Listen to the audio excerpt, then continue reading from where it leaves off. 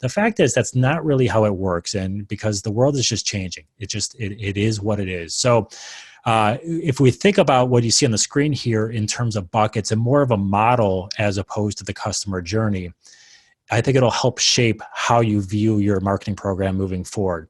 What happens when people think those square blocks are an actual model is that you frankly get lost in the shuffle. And not only do you get lost in the shuffle, but your customers get lost in the shuffle. And that's really the danger part here, is that we revert back to this all for one messaging, the batch and blast messaging. And it is dangerous for long-term growth, long-term sales to really get stuck in that mentality and that mindset. We live in a world today where it's a global marketplace. Customers can buy anything they want, anytime they want, regardless of where they or that product is located in the world. And it's unbelievable if you really think about that. So if everyone's doing batch and blast messaging, think about what that means for you. There's competition everywhere. People are inundated with messaging all the time. They get lost inside that noise. So they're going to choose the brands. They're going to choose those retailers who are delivering more personal, more relevant messages to them. Those are the ones they're going to choose to do business with. And that's why it's omnichannel is so important for them.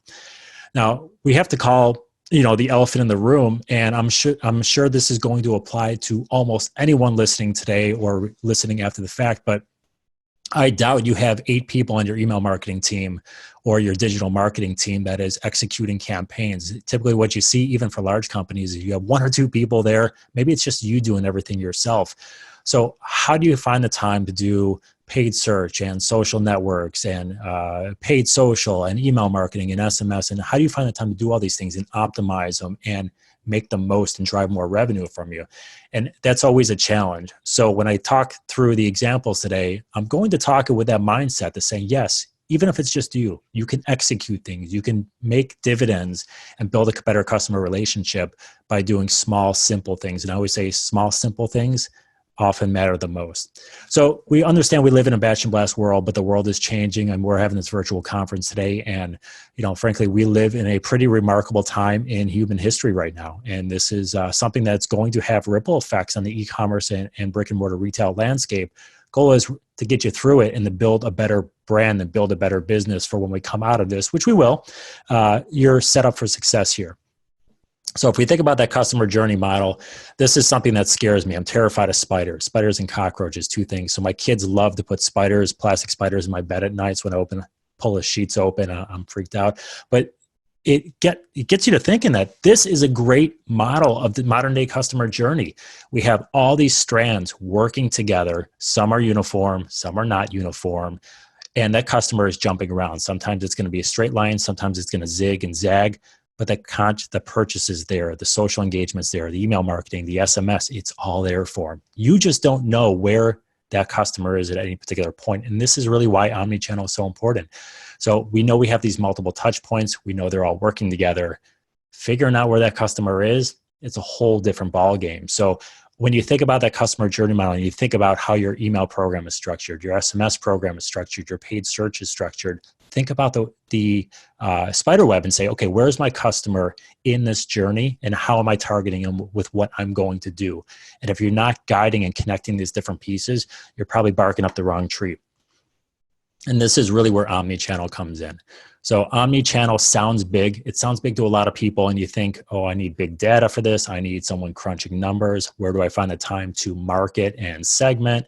There's all these things that sound big, but the reality is it doesn't have to be big, and you can make omnichannel work for you in what is in a way that actually works for you and is scalable and repeatable and all these different things here.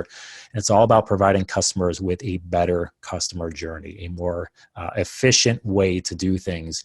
And yes, omnichannel does matter, and it is impactful. I'm not going to go through all these stats for you here before I get into some of these strategies and show you ways to optimize things that you may already have or are thinking about. But if you look at the number all the way to the right, 287% higher purchase rate from campaigns with 3 or more channels in automation workflows out of our platform. So yes, you can automate multiple touch points in a singular workflow to make sure that customer is getting the right message at the right time. So omnichannel matters. It is important. It can help you grow your business and drive revenue. Trick is now, how do we do it? And we're going to think about that customer journey here. And I'm going to use these buckets as kind of an example and guide you through these buckets. And again, think about with each of these, there's the spider web within all of them. So we have a visitor to our website, they're browsing products, they're investigating something new. Maybe they saw an ad on social. It's all about discovery and then turning that customer into a subscriber. So you think about your current processes and say, okay, what do we do with brand new people who are coming to our website? Right, the goal is to get them to turn it into a subscriber and then ultimately make a purchase, but we want to get that subscriber going. So this is where optimizing your email sign up and potentially, ideally, putting SMS into the fold so they can work together. So we've heard conversations earlier today about pop-ups. Certainly, Omnichannel has pop-up builders right inside their platform as well, which is great, easy to do. But you can ask for other fields. And SMS, whether you currently have an SMS program or not, doesn't matter. You can start collecting this. So when you're ready to flip that switch, you're good to go. But I'm going to show you examples of how you can take your current welcome message and optimize those. Now, I've got some bullet points there for why adding an SMS, but think about kind of the long-term play here. Gen Z, which is turning 24 this year, second youngest generation. We have Gen Alpha, which is, I think, maybe turning 6 this year. So we'll be talking about them in a couple of years. 25% of the US population already, and 25% of the global population as well. They're matching. They are on their phones. They are on YouTube almost daily, spending hours on there, but they are with their phones. It's just the environment they grew up in. So, they expect to increase or maintain their email usage for the most part over the next 5 years, which is great if you're sending emails. It's not going anywhere, but they're also communicating via SMS and other social platforms. So it's just the way they do things now. So adding SMS allows you to touch these consumers exactly where they are and exactly how they grew up communicating. And that's one of the really important things to do here. So start collecting SMS. Build it into your email program. When you start doing that and optimizing your sign up, your email subscriber list is going to grow, which is going to be great. It's going to where your bread and butter is going to be, but you can start collecting those SMS numbers as well, which gives you another layer of marketing. So let's look at how we put that to practice and applicable real life scenarios. So welcome emails. They're great. If you don't have one, certainly create one. If you do them well, they will be the most read message you ever send out of your email program. You can get open rates up to 80%. These are brand new subscribers that are looking for something. They're looking to make that purchase here. So we have to understand that even though they're high converting messages, not everyone purchases off welcome messages. I know it's a shame, right? So here's what we can do. We start layering these different things on to make it omnichannel. The customer coming in has high intent. It's why welcome messages are often the most converting messages you ever have out of your email program, because you have a customer who might be looking for a discount on the welcome message. Let's be honest. They might be new to your brand, but they're checking things out. They're high conversion messages because they are catering to customer intent. But you can see the screen here on the right-hand side is if you start to layer on to that welcome message strategy. So we send that message right away or within the first hour. We get the user engaged. They haven't bought yet. We click through. But say they don't buy again. What are they probably doing? They might be price shopping. They might be looking for competitor products. They might be on marketplaces, seeing if they can get a better deal. Or maybe they just got distracted. And this is where you can layer SMS onto it. 3 hours later, 4 hours later, a day later, it's a different touch point, but it serves as a gentle reminder. You could always get more sophisticated and just put a welcome incentive into the SMS to encourage signups there. But the goal is to turn them into a shopper as opposed to just sending an email and saying, hey, we hope you come buy something. Now we're targeting them at different places for a fraction of the cost. So this is where it becomes really effective. From a customer, from a shopper perspective, and hopefully we get them clicking through and they actually become a shopper with us. And now this is where the fun begins, because there's so many things. Almost everything you do is going to be shopper related. It's going to be sending your batch and blast campaigns, ideally segmented, but let's be honest, a lot of people, we live in a batch and blast world. So this is where using multiple channels, we can see the power of the conversion rate and the purchase rate going up as we add those more channels. But again, we think about examples of how we can do this in a day-to-day life. We send an email campaign, which you're going to send anyways, next Tuesday or Thursday. Excuse me. You're going to send the next Tuesday or Thursday anyways, right? And then the booster, what that is really a remail. This is where you are going to send an email to non-openers of your first message with a new subject line, get good open rates there, higher conversion rates from that message. And then if you're working on something with a discount's going to end, maybe if it's even a flash sale, You layer the SMS onto it. You make it more effective. And again, not everyone's going to get it, but your SMS subscribers will. Maybe it's an extra push they need to remind them, yep, this offer is going to end, especially with flash sales. Now, here's the beauty. 90% of SMSs are read within the first 3 minutes. So as opposed to an email saying, hey, we're going to schedule this out 3 hours before the sale ends. We're going to hope people read it. They're going to get it. The SMS will get 90% read within the first 3 minutes. It's the power, it's the beauty of layering on different channels on top of one another, making them work together, not work side by side like so many channels are siloed now. Now, hopefully we get them to convert over to our website, which is great. But now what are they doing? Well, maybe they're browsing some different products. They're checking out that flash sale. They're looking at something. And like so many people do, they go there, they check out some products, and then they just leave. And maybe they come back later, but they're checking it out. And this is where product abandonment or browse abandonment messages can come in based on your strategy.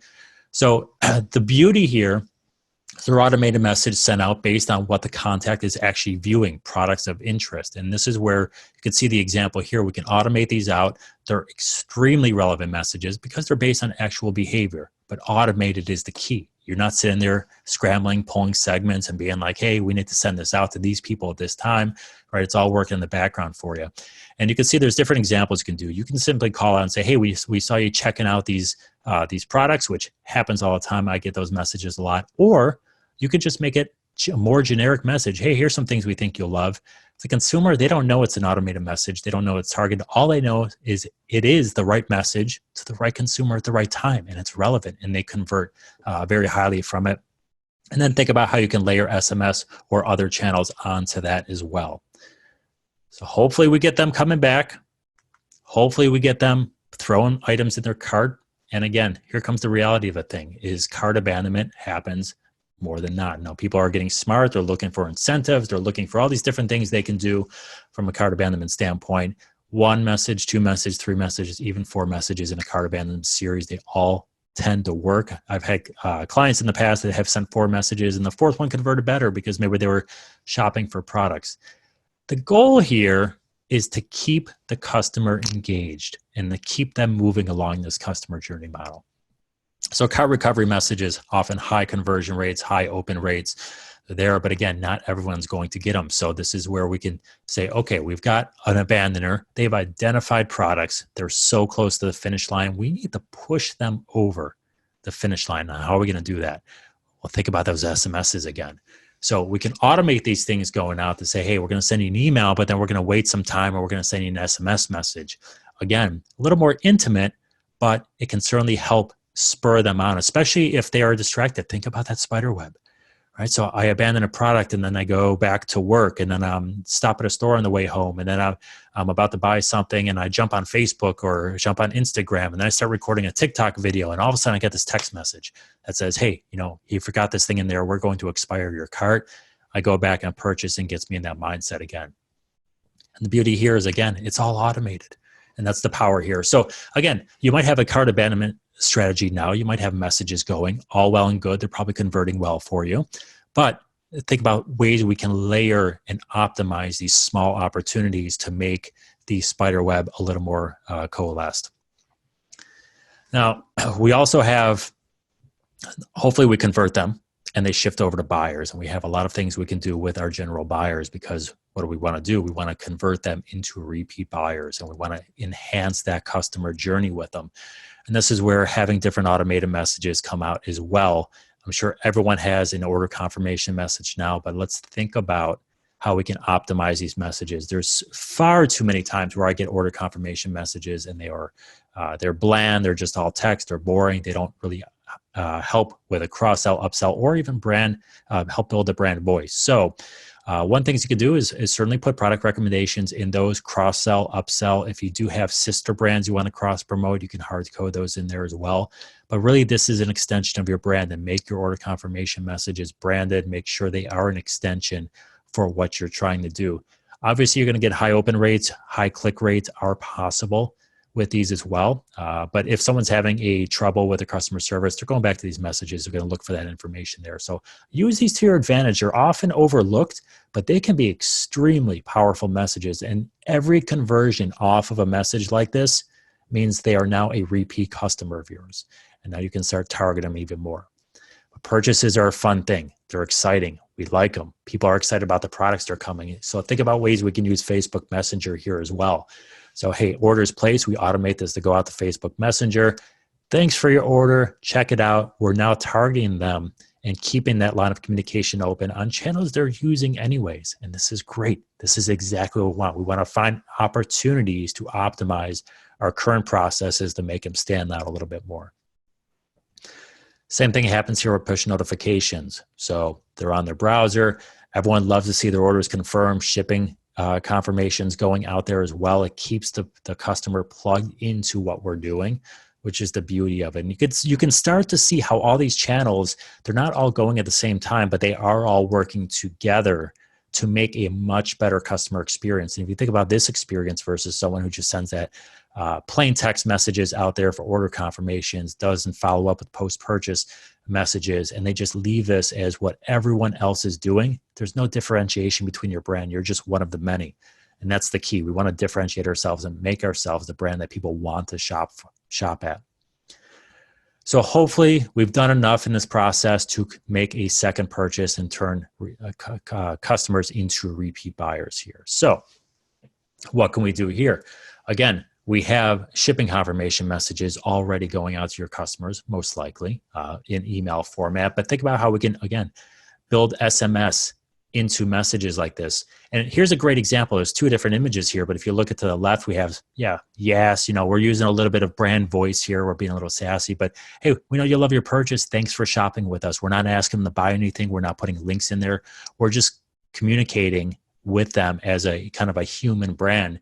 And then as a shipping notification, of course, people want to be updated when they ship. I sign up for notifications like this all of the time, but you could see what they did there in the text. Hey, it's going to be there in 3 to 5 days. Now we're getting the customer a little excited again. This is good. We want that excitement to come up. Shopping is fun. Happy people shop. Angry people don't shop as much. We want that. We want them to be happy. We can start putting that post-purchase promotion in there to get them to entice them to come back if you want to. Hey, check this out, 20% off, and even put an expiration in there over the next 48 hours. Maybe you forgot something, whatever it might be. But this really starts your post-purchase messaging at this point.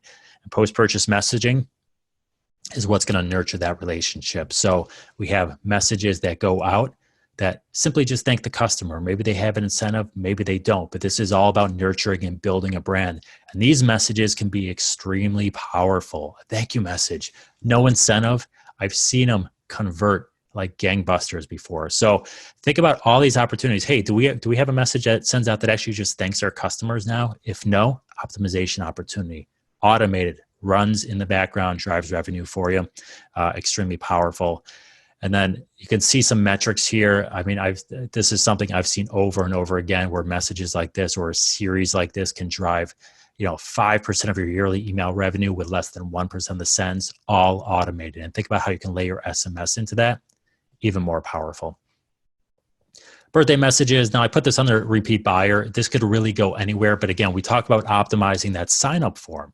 So the sign-up form, if you're building these inside of the Omnisend platform, you can put email, you can put SMS, you can put birthday. You don't have to choose between them. You can put the fields you want to put in there. So you can collect birthday and SMS at the exact same time. And all these pieces of data, again, provide you the opportunity to then send automated message out there to nurture your customer. So think about how you might want to do this from a brand building standpoint. Maybe you want to have messages go out 3 weeks before because you're selling clothing and people are going to want to wear things out on their birthday and look new and look sleek. So you can send these messages out before the birthday, and maybe on their birthday themselves, you send them just a happy birthday message via SMS. And we know it's a little more intimate, again, but they've opted into the program. They want the SMSs, and maybe we keep the promotion side to the email and we keep the goodwill to the SMS side. And again, automated, but we can see how these things are all working together in uniformity.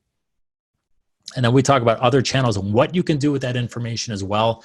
Talk about Google platforms. So you can take that subscriber information, push it into Google, and you can start doing lookalike audiences and pushing ads for retargeting or whatever you want to do on the different suite of Google products as well. Same thing goes for social media. You're probably all doing some sort of Facebook or Instagram campaigns now, at least dabbled with it. So use the power inside Omnisend to help you. We know our customers lapsed. Let's go ahead and retarget them on these different platforms or lookalike audiences for our best customers. These are things are all within your power, but if we can put these all into one platform, it works even better for you. So when we talk about the omnichannel journey, again, we're talking about all these different things you can do, and you can pick and choose between them. So I want you to think about that spider web and think about your own brand and your own marketing emails or marketing messages and different platforms you are using, these different channels. Say, hey, how are we targeting regular customers, whether they've purchased or not purchased before? How are we targeting with browsing behavior? How are we doing it after they purchase? And are we doing anything to actually optimize these messages? And having everything in one place allows you to pick and choose what you want to target and what you want to use to communicate with different people in different situations rather than being forced into one thing.